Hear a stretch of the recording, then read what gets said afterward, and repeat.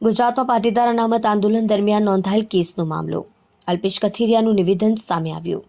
આ કેસો પરત ખેંચવાનો નિર્ણયને આવકારીએ છીએ. ગુજરાતમાં 14 કેસો પરત ખેંચાશે, જેમાં 2 રાજદ્રોહના કેસો છે. સુરત, અમદાવાદ, મહેસાણા સહિત શહેરોમાં કેસ નોંધાયેલા હતા.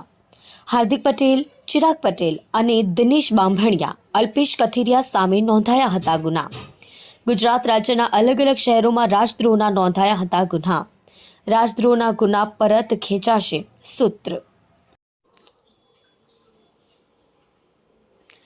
કલ્પેશ રાણાની સાથે જોતા રહો ન્યૂઝ 9 ગુજરાતી, સુરત.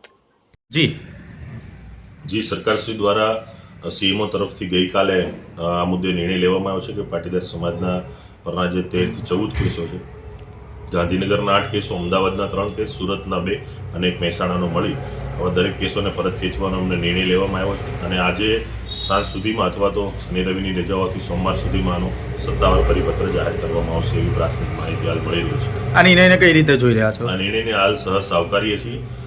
સત્તાવાર જાહેરાત થાય ત્યારે એના પર વિશેષ પ્રતિક્રિયા આપીશું.